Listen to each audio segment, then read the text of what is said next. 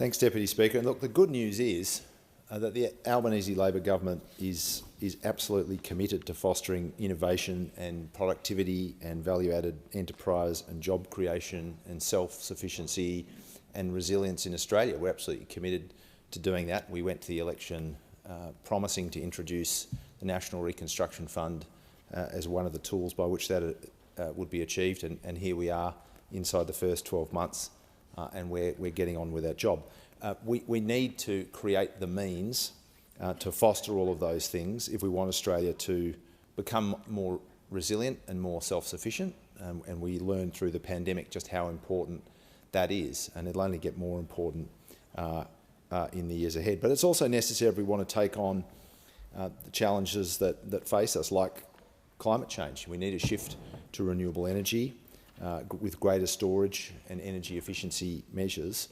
We need to make a shift when it comes to resource management and the sustainability of the limited resources that the world has, that we all use in manufacturing and in everyday life. And we can only achieve that by moving towards a circular economy. So these are things that have to be taken on in Australia and around the world. And this government, quite rightly, is grasping that nettle and putting in place the structure by which we can make that shift and benefit from all of the good things that come with it. Value-added businesses with higher export value, more jobs, particularly in rural and regional Australia, and greater innovation. We know how important innovation is. We're doing it through a proven method. We're doing it through a fund that in many ways is like the Clean Energy Finance Corporation, which of course the previous Labor government introduced, a structure that has been enormously successful by any measure. And I think one of the things for people listening at home, when those opposite get up and criticise this particular fund and talk about how it's not going to be effective and it's going to have all of these terrible things associated, it's going to sort of bring on a night of the living dead, and things will be rising up out of the ground and marching through the streets, and the sky will fall in and black clouds will roll over, and all of the other very, very reasonable, sensible things that we hear from those opposite. It's worth going back to what the Manager of Opposition Business said about the CEFC in the excellent economic judgment that he showed all those years ago. So this was the Clean Energy Finance Corporation, a structure that has delivered a clean energy efficiency and storage revolution in this nation, despite the best efforts of those opposite to rip it down and tear strips off it.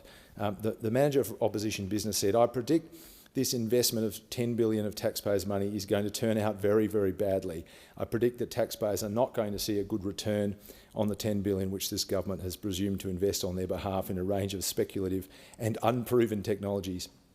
Technologies so speculative, unproven, that they are the ones the private sector has declined to invest in." So that was the judgment of the current Manager of Opposition. I mean, this is the CEFC, which now, all these years on, has successfully invested $11.7 billion in projects of a total value of $42 billion. So every dollar that the CEFC was able to contribute actually leveraged a further $2.6 of private sector investment. It's created thousands and thousands of jobs, and by fostering the kinds of energy and energy efficiency and storage technology which Australia has to have as part of the climate change action that needs to be taken and the shift towards reliable, cheaper and cleaner energy. It's produced 5.2 gigawatts of renewable energy capacity, and it's reduced emissions by 240 million tonnes. That is how successful the CEFC has been, the Clean Energy Finance Corporation, created by the former Labor government, railed against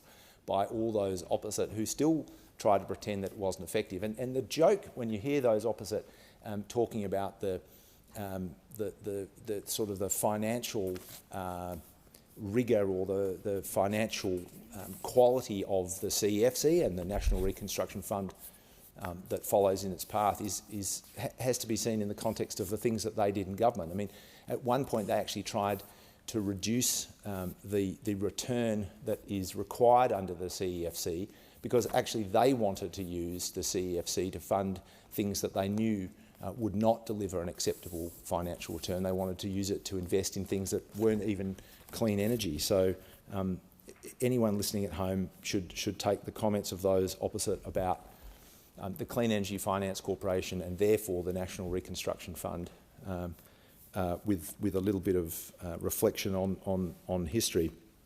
It is bizarre that after an election when the Australian people have clearly endorsed the program of this government, and with respect to the National Reconstruction Fund, why would you be surprised about that? Why would anyone be surprised that the Australian people want to see investment in innovation, new manufacturing, value-added enterprise, all of those things which are clearly good in themselves and necessary to respond to challenges like climate change and the circular economy and those sorts of things.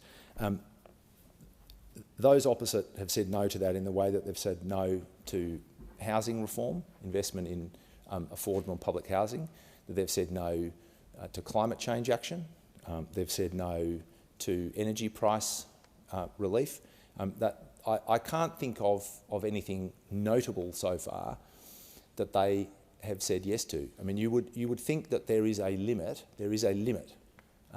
in Parliament and in your approach to government and policy on how often and how consistently you can say no, but apparently not if the conduct of the opposition to date is anything to go by. I know that my community wants to see the National Reconstruction Fund support innovation and new manufacturing. I know because of the things that are going on in Fremantle. The production of graphene, companies like Chemex, which I visited the other day, they're seeking to commercialise an innovative process for producing high-purity alumina. High-purity alumina is used in the manufacture of synthetic sapphires, which are used to cover the lens of smartphones. I've got robotics, I've got autonomous aerial and submarine vehicle production, I've got vanadium battery production, I've got high-quality sustainable fisheries like Fremantle octopus. It was Australia's first to be certified by the Marine Stewardship Council. I've got gaming and virtual reality tech, all of these things that should be part of a bright, vibrant economic future in the 21st century in a country like Australia, but which need appropriate market shaping and investment support from government. Because another of the mistruths you'll hear from those opposite is that kind of innovation and that kind of market shaping change in direction will always be produced by the private sector alone, and really the best thing government can do is stay out. I mean, the truth is, I mean, take the smartphone. What technologies does a smartphone depend on?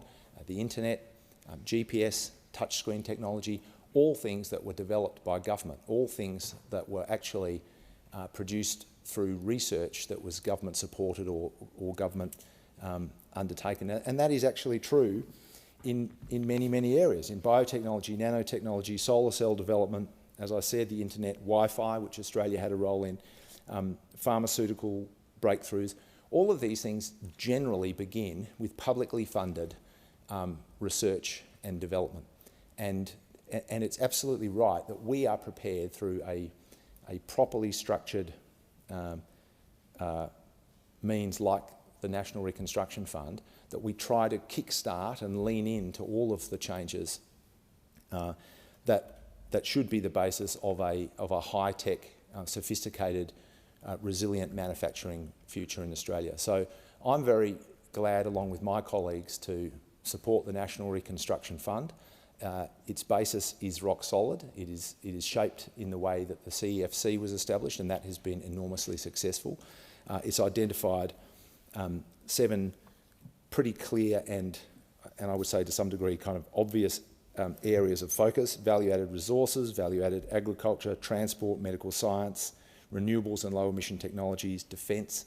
I don't know how anyone over there could argue that those aren't things that we should be leaning into. That's how the National Reconstruction Fund will work.